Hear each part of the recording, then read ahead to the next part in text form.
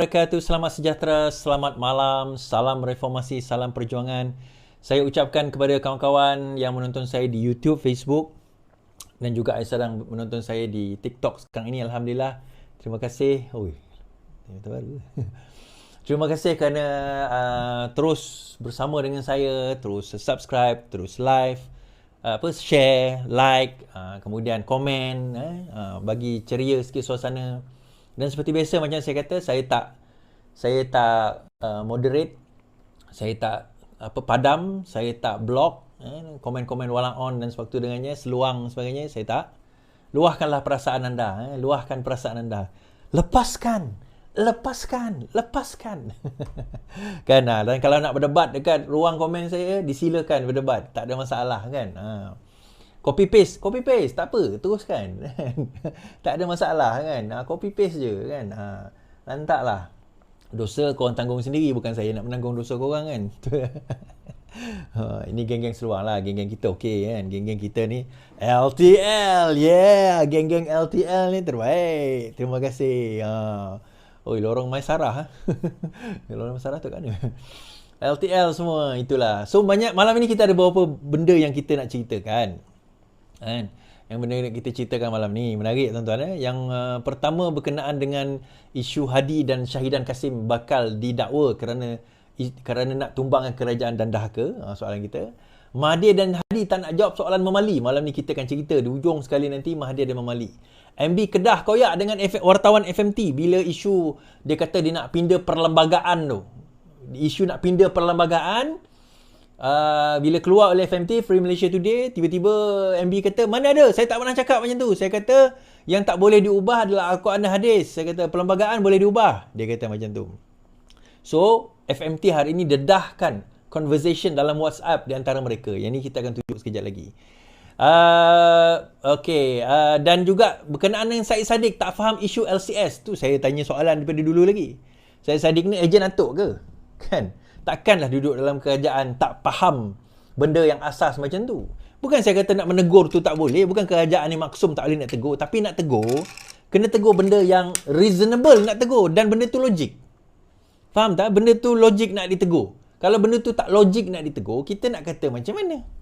Kan tak logik benda tu nak ditegur sebab dia duduk dalam kerajaan. Kalau dia pembangkang, kita tak kisah, itu normal. Ini pembangkang ni, isu apa orang kata semalam kita tengok audit pun dia orang tak nak bahas. Itu tak ada masalah, itu hal dia lah kan. Itu tak ada masalah, itu pembangkang. Pembangkang kerja dia memang membangkang. Itu kita normal, kita faham, kita tahu. Tapi bila tiba-tiba seorang yang duduk dalam kerajaan, seperti Syed Saddiq ni, mengemukakan soalan yang sebenarnya dia boleh tanya direct je kepada Menteri Pertahanan. Yang duduk satu baris, mungkin tak satu baris lah, saya tak tahu dia duduk mana kan. Tapi satu compound dengan dia tu berkenaan dengan isu tersebut. Kenapa dia nak mendesak sebegitu sekali? Kemudian speaker pun apa lagi ya? Tan Sri, tahniah Tan Sri Datuk Dr. Johari, doktor, tak ada, dia bukan doktor. Tan Sri Johari Abdul. Saya dah tak biasa. Biasanya panggil Datuk Jo, sekarang dia panggil Tan Sri Jo. Alamak, susahlah pula nak sebab perkataan ni kan. Jadi kita akan bahaskan malam ini beberapa perkara. Tapi sebelum itu kita tengok dulu apa orang kata beberapa cerita berkenaan dengan beg 1MDB. Saya bacakan 40 beg tangan mewah berkaitan dana 1MDB akan dilelong. Menteri Undang-Undang Reformasi Azlina Osman berkata beg tangan itu berharga ratusan ribu ringgit. Ini beg tersebut tuan-tuan. Ya betul, ada satu beg tu, bukan satu, banyak. Setiap beg tu tuan-tuan, jangan pelik rasa dia ratusan ribu ringgit. Sebanyak 40 tangan beg mewah yang dikaitkan dengan dana 1MDB dengan nilai keseluruhan ratusan ribu ringgit akan dilelong Dewan Rakyat, diberitahu. Menteri Undang-Undang Reformasi Azlina Osman berkata beg tangan itu antara harta hasil daripada penyelewengan dana 1MDB yang berjaya dilucut hak oleh SPRM.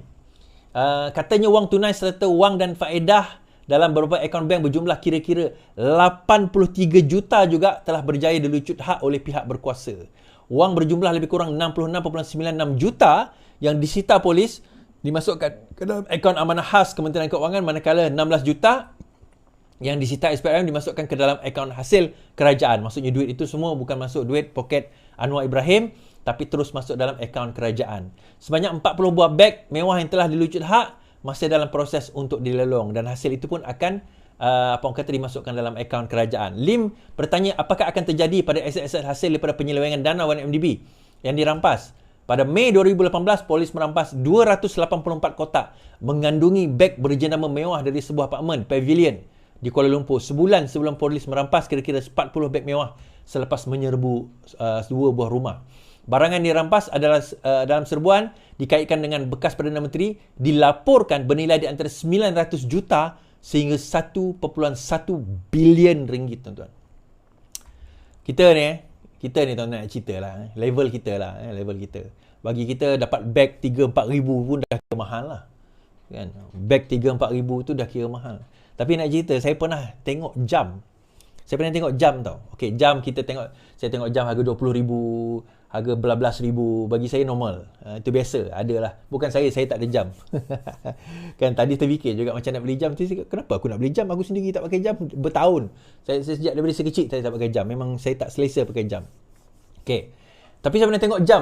Jam harga, bukan jam 1MDB ni, jam saya tengok lah dekat dalam jutaan ringgit. Saya macam, harga jam juta? Lepas tu saya ada jumpa seseorang. Dia kata dia pernah nampak satu beg. Minimum harga beg tu ratusan ribu ringgit.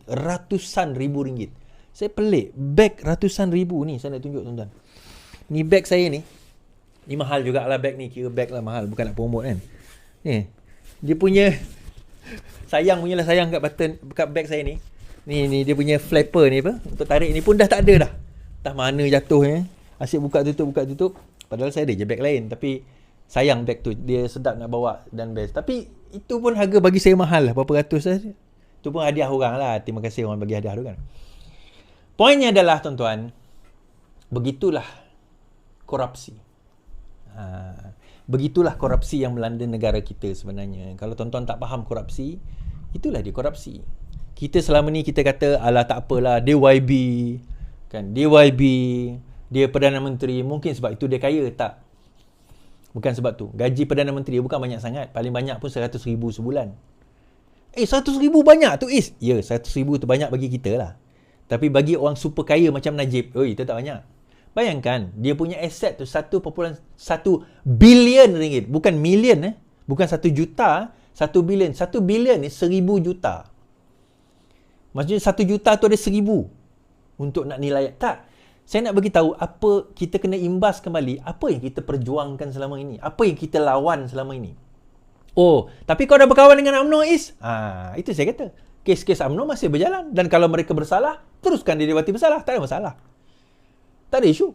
Tapi bukanlah semua orang dalam UMNO tu bersalah. Daripada dulu saya kata, bukan UMNO tu sendiri yang korup, orang-orang di dalamnya yang korup. Kan dulu saya pernah cakap, banyak kali dah saya cakap. Macam juga PAS. Bukan semua orang di dalam PAS tu bodoh. Bukan semua orang di dalam PAS tu orang yang suka mengkafirkan orang.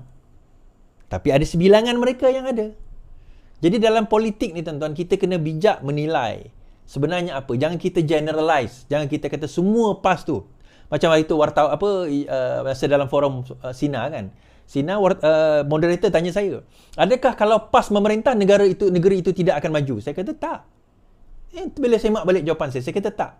Dia banyak parameter. Kita tak boleh simplifykan jawapan kita macam tu. And I'm still standing by that. Saya sentiasa berpegang dengan perkara tersebut. Okay? So case 1MDB settle sudah. Cerita bukanlah settle.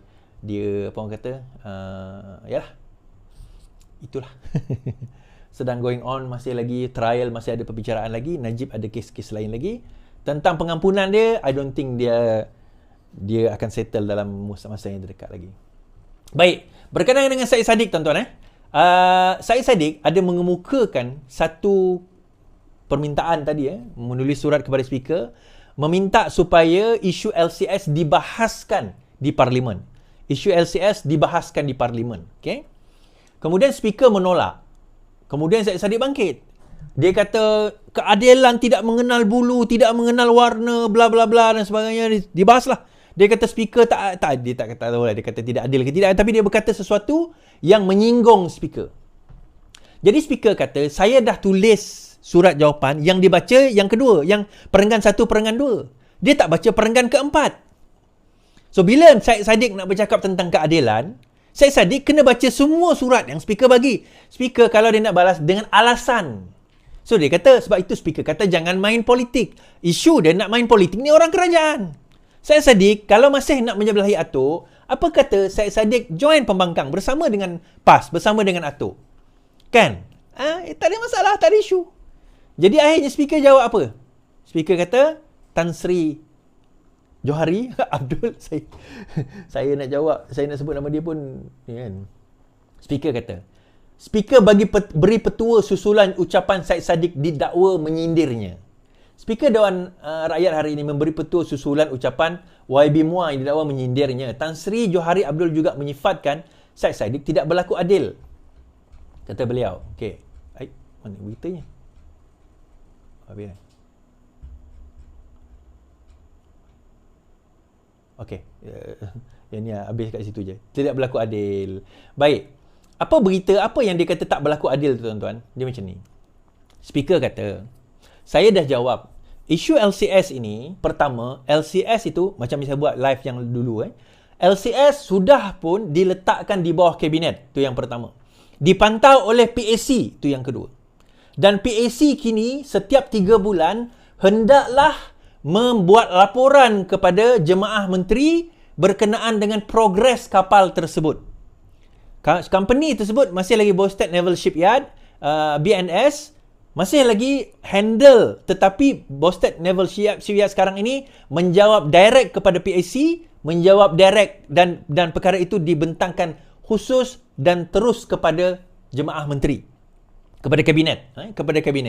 Now, kalau dah perkara itu, exercise itu dah dilakukan, nak bahas apa? OIS kena bahaskanlah. Dah bahas. Benda tu dah dibawa. Kalau nak bahas pun nak cerita isu apa? Tak nak bawa, nak cerita isu apa? Nak cerita isu apa? Sebab apa tak nak cerita isu apa? Baik, ini dijawab sendiri oleh siapa tuan-tuan? Jawatan kuasa kira-kira PAC. Jawatan kuasa kira-kira PAC ni terdiri daripada orang-orang di dalam pembangkang. Ni saya bacakan.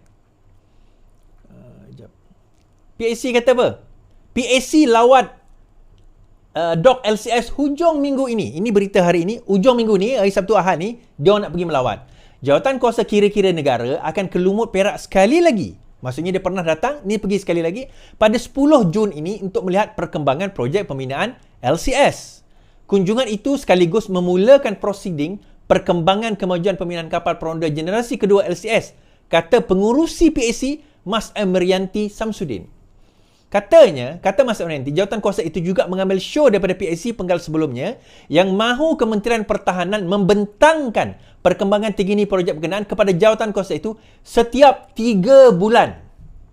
Seterusnya, kata Mas Emrianti, PAC penggal kali ini akan membentangkan laporan kemajuan LCS berkenaan setiap 3 bulan pula di Dewan Rakyat. Bagi laporan kali ini, dia akan menyentuh kemajuan pembinaan yang dicapai daripada Oktober sehingga Mei 2023. Terdahulu, usul Ahli Parlimen Syed Saddiq bagi membahaskan LCS ditolak oleh Speaker. Syed Saddiq mendakwa usul itu ditolak kerana bukan berkenaan kepentingan awam dan bukan keperluan mendesak. Johari bagaimanapun tampil menafikan dakwaan dan sebalik menjelaskan usul itu ditolak kerana PAC belum mengemukakan laporan mengenainya. Kali terakhir PAC mengunjungi tapak tersebut pada Ogos tahun lalu, itu zaman PN memerintah. Kan? Ketika jawatan kuasa itu dipengerusikan oleh Wong Kah Woh. Menteri Pertahanan Muhammad Hassan sebelum ini berkata MOF telah menubuhkan SPV bagi mengambil alih syarikat yang bertanggungjawab terhadap LCS, iaitu BNS, untuk menjadi anak syarikat kepada MOF. Bagaimanapun, Muhammad berkata pelaksanaan projek tetap akan dipantau oleh PAC yang dipengerusikan oleh Ketua Setiausaha Pembenaran dan Ketua Satuan Kementerian Pertahanan. Okay? Right. Itu, ni tuan-tuan, ni saya tak tahulah sama ada Syed Saddiq faham ke tidak. Nak bahas apa? Benda nak dibahaskan tak ada. Takkan nak bahas cerita yang tahun lepas lagi. Bila dia kata bukan kepentingan orang, tidak mendesak, dia ada, ni tuan-tuan, ni nak ceritalah. Dalam parlimen ni, dia akan ada banyak benda nak dibincangkan. Ada banyak benda. Dia bukan satu tu je. Dia, tuan-tuan, mungkin tuan-tuan jenis tengok sekejap, setelah tuan-tuan pergi tempat lain, buat kerja lain. Kalau tuan-tuan duduk kat parlimen, dia orang duduk daripada pagi sampai pukul 5. Kadang-kadang dia sambung sampai pukul 6, pukul 7. In between tu ada meeting-meeting lagi. Dia akan duduk dan bahaskan Sepanjang tempoh ini dia akan bahaskan sebulan, 2 bulan, 3, 4 minggu ni, dia bahaskan perkara yang perlu dibahaskan. Itu di dalam parlimen. Jadi keutamaan kita benda-benda yang penting itulah. Yang mana perlu dibahaskan, bahaskan terlebih dahulu. Itu sebenarnya yang perlu nak ditekankan. So, perkara ini tak penting lah, Is. Bukan masalah tak penting. Keperluannya belum ada. Tunggulah laporan PAC siap. Hari Ahad. Ni weekend ni baru nak pergi melawat. Dia umpamalah kita kata, okay, tolong buat projek ni. Baik, weekend ni kami start. Tak sampai weekend, okay, bentangkan laporan. Lah, aku kata weekend ni nak pergi buat start projek. Kami nak bentang laporan apa? Kami tak ada apa-apa lagi. Macam tadilah, staff saya kan. Dia on the way nak pergi satu tempat tu, nak hantar barang. Lepas tu, klien kami tanya. Okay, sekarang ni apa progress? Mana ada progress, bos? Kami masih on the way. Perjalanan 5 jam. Tak sampai lagi nak progress. Macam mana progress kami? Berjalan lah. Kalau Syed Saddiq nak bahaskan dia orang nak pergi Sabtu ni je lah. Okay? So, yalah sok khabar akan ambil separuh cerita lah. Tapi itu hakikat dia. Nak bahas apa? Kadang aku tak faham dengan Syed Saddiq. Itulah masalahnya. Pandai berdebat. Kan? Terror berdebat champion Asia kononnya. Belum tentu bijak bab-bab macam ni, tuan-tuan. Kan? Kadang-kadang mungkin dia nak ambil glamour ke apa ke, tak ada isu ke dia dah bentang. Mungkin supaya tak nampak dia tenggelam ke apa ke. Saya tak pastilah. Kan? Saya tak pastilah. Right. Ni, ucapan Sanusi. Ni komentar daripada Dr. Mazli. Dr. Mazli Malik. Ni kadang-kadang saya kata, orang PAS kan ni tuan-tuan. Dia lain daripada PAS zaman kami berkawan dengan PAS dulu. Sekarang ni lain. PAS zaman sekarang ni saya tak tahulah kenapa dia macam terlalu berbeza daripada segi perangai dia, daripada segi akhlak dia, daripada segi perbuatan dia orang, perkataan dia. Dia boleh ucap sesuka hati dia orang, tuan-tuan. Allah. Orang PAS sekarang ni tak macam orang PAS dulu lah. Saya kata mungkin orang PAS dulu semua dah keluar kot. Kebanyakan. Yang tinggal ni pun tak berani nak keluar. Takut kena pulau. So Mazli kata apa? Mazli sedih, lebay, berkopiah, ketawa, layan ucapan lucah Sanusi. Mazli hari ini tampil mengkritik Menteri Besar Sanusi yang didakwa melontarkan perkataan lucah ketika berceramah. Kata Menteri Pendidikan itu, sikap penyokong Menteri Besar terbabit tersebut jelas berbeza dengan pendirian mereka dengan aksinya dalam sebuah filem baru-baru ini. Itu hari ramai yang kritik lakonan saya dalam drama thriller politik kudeta kerana satu perkataan. Apakah sekarang mereka sokong Menteri Besar itu mencarut di khalayak ramai?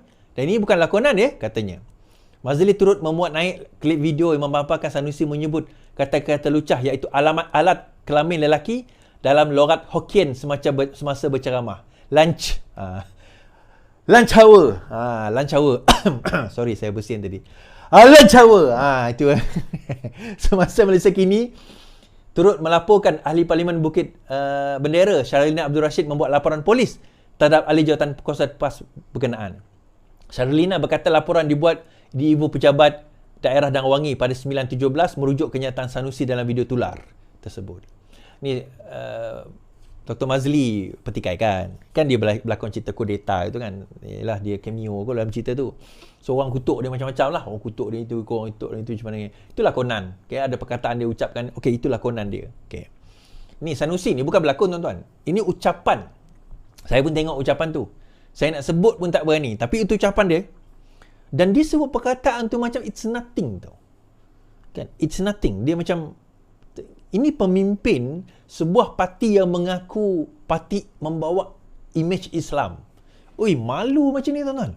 Bawa imej Islam tapi dia tak menggambar. Minta maaf kepada orang bukan Islam. Kepada orang bukan Islam, minta maaf. Bukan saya tak minta maaf lah. Saya nak terangkan. Parti itu membawa nama Islam tapi itu bukan Islam. Saya orang Islam, saya berlepas diri daripada perbuatan itu. Saya berlepas diri daripada perbuatan orang itu dan itu bukan ajaran Nabi kami. Nabi kami tak pernah ajar sedemikian. Malah dalam satu hadis, Rasulullah SAW, baginda berkata, tidak aku diturunkan kepada umat manusia, melainkan untuk membetulkan akhlak mereka. Sebab apa, tuan-tuan? Tak guna ada ilmu, tak guna ada jawatan menteri besar, tinggi-tinggi, kalau akhlak itu tidak dicerminkan dalam perbuatan dan percakapan mereka. Ini tuan-tuan, saya nak beritahu, akhlak kita ni adalah buah yang dihasilkan daripada keimanan kita. Iman kita ni, kita tak boleh baca iman orang. Kita tak boleh tengok keimanan seorang. Bila kita iman, ni bukan masuk kafir Dia bukan macam kompas. Keimanan kita ni, kepercayaan kita. Kalau ada keimanan dalam diri kita ni, kita akan rasa perbuatan dan percakapan kita itu akan dipantau. Jadi kita akan jaga butir percakapan kita. Kita akan jaga jangan fitnah, Sanusi fitnah. Perkataan-perkataan lucah, Sanusi keluar perkataan lucah. Perkataan-perkataan yang menyinggung rakyat, dia sudah mengeluarkan perkataan yang menyinggung rakyat. Termasuklah berkenaan dengan apa tuan-tuan? Berkenaan dengan sempadan Pulau Pinang. Kan? Berkenaan dengan sempadan Pulau Pinang. Okay?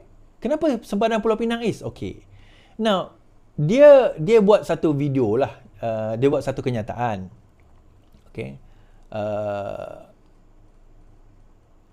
Dia buat satu kenyataan. Okay. Berkenaan dengan Penang itu adalah sebenarnya sebahagian daripada Kedah. Dan kena ubah perlembagaan untuk nak bawa Penang masuk dalam Kedah. Dia kata, okey, nak buat kena ubah perlembagaan ni. Sebab apa nak bawa Penang masuk dalam Kedah, dia kata. Nah, kenapa nak bawa Penang masuk dalam Kedah? Isu dia macam ni. Isu dia bila dia keluar kenyataan keluar dalam FMT Free Malaysia Today itu tempoh hari. So Lim Guan Eng bertanya, bekas Ketua Menteri Penang bertanya kepada Perdana Menteri berkenaan dengan isu apa orang kata nak pindah perlembagaan, nak bawa Penang keluar daripada Kedah ni, nak bawa cerita tu. Jadi ditentang kalau oleh ahli parlimen PAS, kata tak ada, Sanusi tak pernah cakap macam tu dan sebagainya. Baik. Selepas itu keluar berita bahawa Sanusi memang berkata kena bawa Kedah keluar, kena Penang keluar, maksudnya Penang tu kena bawa masuk ke dalam Kedah. Kalau nak buat, kita kena ubah perlembagaan. Lepas itu apa yang berlaku,